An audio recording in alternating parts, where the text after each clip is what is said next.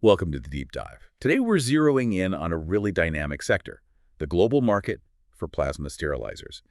We've compiled some really fascinating information that gives us a pretty clear view of where things stand and where they're headed. Absolutely. What we're seeing is a market with a strong existing footprint, but it's really poised for substantial expansion. Driven by healthcare needs, mostly. Primarily, yeah, essential needs within healthcare, but also starting to see traction elsewhere too. Okay, let's get right into the numbers then. Our sources are showing the global plasma sterilizers market in 2025 is estimated at USD 682.54 million. Pretty significant. It is. And here's where it gets interesting. By 2033, projections show it reaching, USD 179.68 million. Mm-hmm.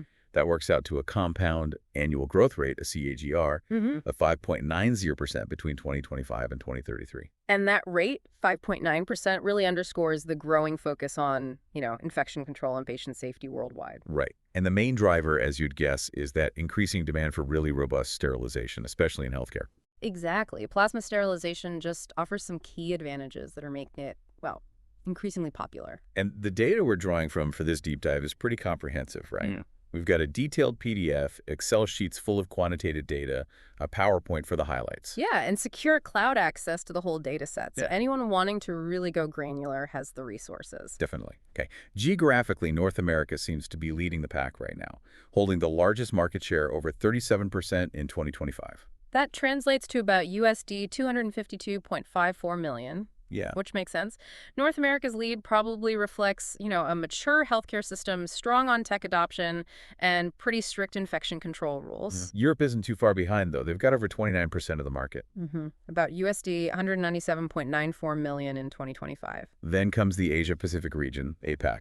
They held around 24% in 2025, which is about USD 163.81 million. But the really interesting part about APAC is the growth. Exactly. That's where the story gets exciting. APAC is expected to have the highest growth rate, a huge 8.6% CAGR. Wow, 8.6%.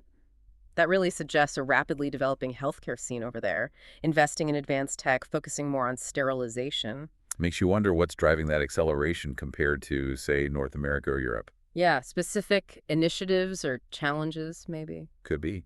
We also see South America, the Middle East, and Africa playing roles. South America has over 4%, Middle East around 4%, Africa about 2.2% share in 2025. And their growth rates are pretty solid, too. Yeah, South America projected at 6.6%, CAGR, Middle East at 7.2%, and Africa at 6.2%. Lots of potential there. Definitely. And one last point from the overview, the disinfection category within plasma tech seems to be the fastest growing segment overall. Ah, that's interesting. Faster growth in disinfection. This is just people are realizing plasma can do more than just sterilize surgical tools, right? Seems like it.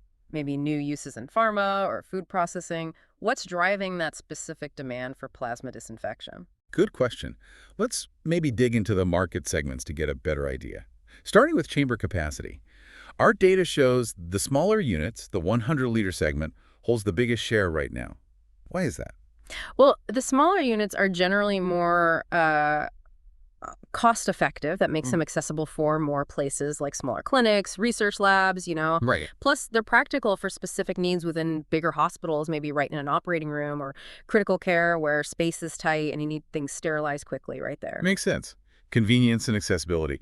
But looking ahead, it seems the 200-liter segment is the one projected for the fastest growth. What's behind that? That faster growth in the 200L size probably shows a growing need for systems that can handle, more stuff. Medium-sized facilities or maybe larger ones expanding their sterilization departments. Out of a middle ground. Exactly. It's a sweet spot. Better throughput than the small ones, but not the huge investment of the really large industrial units. It points to a strategic scaling up of sterilization capabilities in many places. Okay. Now let's look at segmentation by application.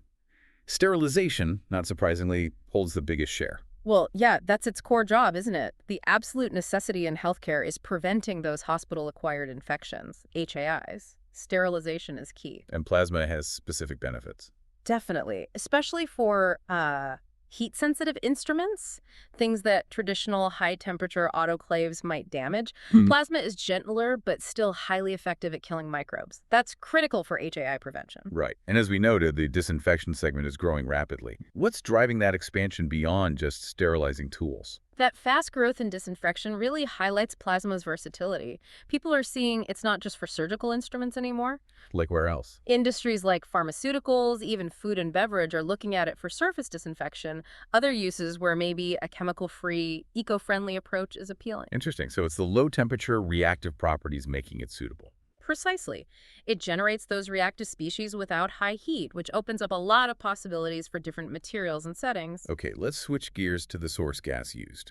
Hydrogen peroxide gas has the largest market share currently. Why is it the go-to? Hydrogen peroxide's dominance is likely because, well, it's very effective and widely understood for sterilizing medical devices. Healthcare pros are familiar with it. Got a track record. Exactly. Plus, it's generally seen as non-toxic, relatively environmentally friendly compared to older methods like ETO. And again, its ability to handle temperature-sensitive items is a huge plus. Strict regulations probably also favor well-established agents like hydrogen peroxide. Makes sense. Yeah. But interestingly, the others segment for source gas is pegged as the fastest growing.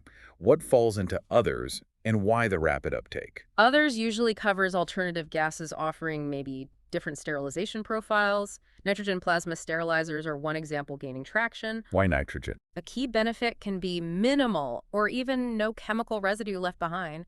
That's really attractive, where even tiny amounts of hydrogen peroxide might be a concern. Oh, okay. So the fast growth suggests facilities want more options, maybe tailored to specific materials or residue limits. Makes you wonder what other gases or mixtures might pop up next. Definitely. Okay, let's zoom into the regions now. Starting with North America, we know it's the biggest market. What are the core reasons for its lead and continued growth? Right, North America's lead, over 40% share. It's likely down to a few things. First, a highly developed healthcare system creates huge demand. Naturally. Second, there's often quicker adoption of new tech in North American medicine. And third, those stringent regulations about HAIs really push for effective sterilization. Plus, growing awareness about low-temp benefits for delicate instruments. And we have a breakdown within North America. The U.S. market in 2025 is estimated at USD 199.25 million, growing at 4.2% CAGR. Canada is smaller, USD 30.30 million, but growing a bit faster at 5.2%. Mexico's at USD 22.98 million, growing at 4.9%. Anything jump out there? Well, Canada's slightly higher growth at 5.2% might point to specific government initiatives focused on patient safety or infection control, perhaps. Could be. And Mexico's solid 4.9% growth suggests steady adoption as its healthcare system continues to modernize and evolve. Okay, let's hop across the Atlantic to Europe, also a very significant market, as we saw. What's driving its strong position? Europe's big share, over 30%, is built on similar foundations to North America. Strong healthcare infrastructure, strict regulations. There's maybe an even stronger emphasis in Europe on minimizing toxic substances and sterilization, which favors plasma.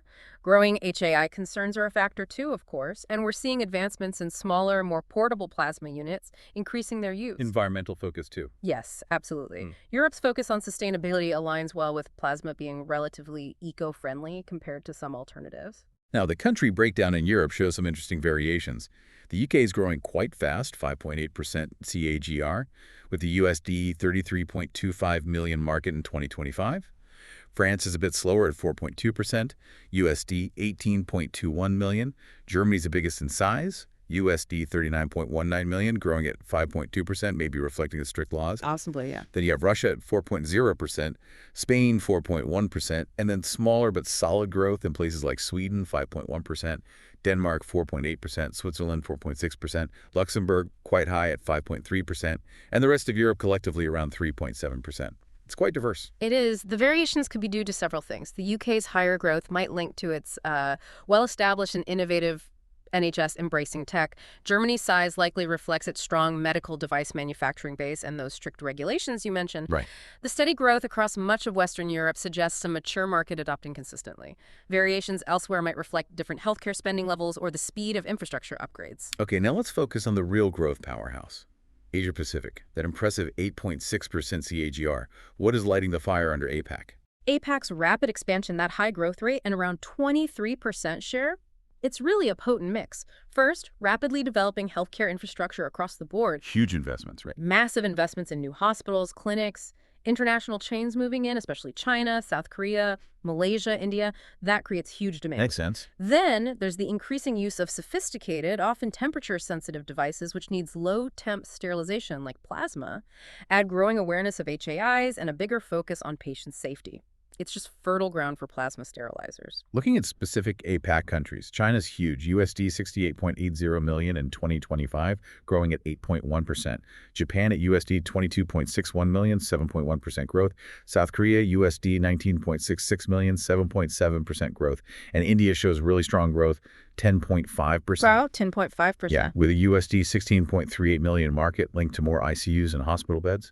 Australia, Singapore, Taiwan, Southeast Asia also show robust growth, mostly in the 7-9% range. What does this regional picture tell us? It really highlights the immense potential. China's size and growth show the scale of its healthcare modernization.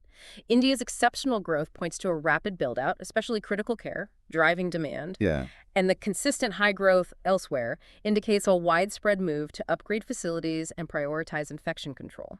APAC is definitely the region to watch for future developments. Absolutely. Okay, turning to South America. Smaller market share, about 5%, but a solid 6.6% CAGR suggests good potential. What's the story there? South America definitely has growth opportunity. It's driven by increasing healthcare investments, particularly in places like Argentina and Brazil. Right. There's also growing awareness about HAIs, pushing demand for better sterilization. And like elsewhere, the move towards more sensitive equipment favors low-temp plasma methods. It's all part of improving patient outcomes and safety standards. Brazil looks key, with 7.2% growth and a USD 11.1 million market in 2025, meeting advanced tech. Argentina is also strong, 7.5% growth, USD 4.36 million market linked to those investments. Colombia, Peru, Chile also showing decent growth. Outlook. The consistent growth, led by Brazil and Argentina, shows the region is actively upgrading its healthcare. The specific drivers, Brazil needing tech, Argentina investing, point to a commitment to better, safer care. Plasma adoption fits right into that modernization trend. Moving over to the Middle East. Again, smaller share, around 2%, but a strong 7.2% CAGR. What's pushing that? The Middle East shows strong potential, fueled by big healthcare infrastructure spending, especially in Saudi Arabia and the UAE. Like other developing regions, rising HAI awareness is a big factor driving the need for effective sterilization. Low-temp plasma adoption is increasing for sensitive devices. It's all about boosting patient safety and healthcare quality. Qatar stands out, 6.7% growth, linked to awareness. Saudi Arabia is the largest market, USD 9.61 million, growing at 7.5%. Turkey shows very high growth, 7.8%, maybe due to stricter regulations. UAE and Egypt also growing well. Insights. Yeah, the variations showed different development stages and priorities. Qatar's awareness-driven growth suggests a proactive approach. Saudi's size reflects major investment. Turkey's high growth, maybe regulation-driven, shows how policy impacts adoption. Overall, it's a promising market, clearly moving towards advanced sterilization. And finally, Africa. Similar market share, around 2%, but a 6.2% CAGR. What are the drivers there? Africa's growth comes from a growing general demand for better sterilization tech. Healthcare investments are increasing across the continent. Slowly but surely. Exactly. The need to combat HAIs is pressing, and awareness is rising. Low-temp plasma is finding its place for sensitive devices, and there's a growing push to raise patient safety and overall healthcare standards. Nigeria's growth, 6.4%, is linked to expanding infrastructure. South Africa is larger, USD 5.29 million, growing faster at 7.1%, driven by the need for low-temp sterilization specifically. What's the future look like for Africa? The different drivers, Nigeria's infrastructure, South Africa's specific tech need, show the varied landscape. But the overall solid growth suggests the continent is increasingly prioritizing healthcare improvements. As infrastructure grows and awareness spreads, plasma sterilizer demand should keep climbing. So we've covered a lot of ground on size, growth, regions. Let's just recap the broader factors really pushing this market forward. What are those key drivers overall? Okay. Fundamentally, it's that increasing need for effective sterilization in healthcare worldwide. That's number one. Right. As procedures get more complex, more implants are used. The need for advanced tech like plasma just grows. Also, the increasing focus on tailored solutions. Different devices need different cycles, and plasma offers that flexibility, which is a big plus. Got it. And on the flip side? What are the brakes, the restraints holding back even faster growth? Well, one key concern is always ensuring the safety and effectiveness when reprocessing instruments using plasma. You need robust validation to be sure reconditioned devices are truly sterile and functional. Makes sense. Another potential issue is any concern, real or perceived, about surgical site infections, SSIs. Any doubt about a sterilization method's complete effectiveness can slow adoption. So rigorous protocols and ongoing research are crucial to maintain confidence. Looking ahead then, what major trends are shaping the future of this market? We're seeing some cool things. One big one is integrating IoT Internet of Things and smart tech into the sterilizers. How does that help? It allows for remote monitoring, better data logging, tighter control, leads to more efficiency, traceability, maybe even predictive maintenance. Very useful.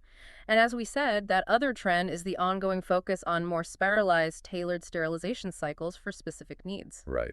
And finally, the competitive scene. Who are the main players? It's a pretty competitive market, yeah. You've got big global companies and more regional specialists. Key names that came up include Antonio Marchana, ASP Global, that's part of Fortive Corp CISA production, Getting AB, and Johnson & Johnson. Big names. Yeah, they usually have broad portfolios, strong distribution, and invest heavily in R&D for sterilization tech. Our report also noted some recent M&A, like Steris buying Cantel Medical in 2021, and CISA reestablishing CISA America in 2022. What do moves like that tell us? Those kinds of activities are good signs of a dynamic market. Steris buying Cantel suggests consolidation companies wanting bigger market share and broader infection prevention offerings. Right. And CISA re-entering the U.S. market highlights how important key regions are, showing a renewed focus on growth there. It points to ongoing competition, innovation, and companies vying for leadership. Okay, let's try and pull this all together. What are the absolute key takeaways from our deep dive today? All right, to sum up, the global plasma sterilizers market is already substantial and set for significant growth, mostly fueled by healthcare's increasing need for effective sterilization. North America leads now, but watch APAC, it's growing fastest, signaling a shift. The market breaks down by chamber size, application where disinfection is growing fastest, and source gas. Growth is driven by more surgeries, demand for tailored solutions, and tech advances. Restraints include concerns around reprocessing safety and potential SSI risks. Key trends are smart tech integration and more specialization. Great summary. So considering this huge focus on infection control and all the tech advances we discussed, here's a final thought for our listeners. Beyond the numbers we've talked about, how might future innovations in plasma sterilization really change the game? How could they fundamentally reshape how hospitals are designed or how medical devices are even made? That's a fascinating question. The potential impact is huge. It really is. Something to ponder as this crucial technology keeps evolving. Thanks everyone for joining us for this deep dive.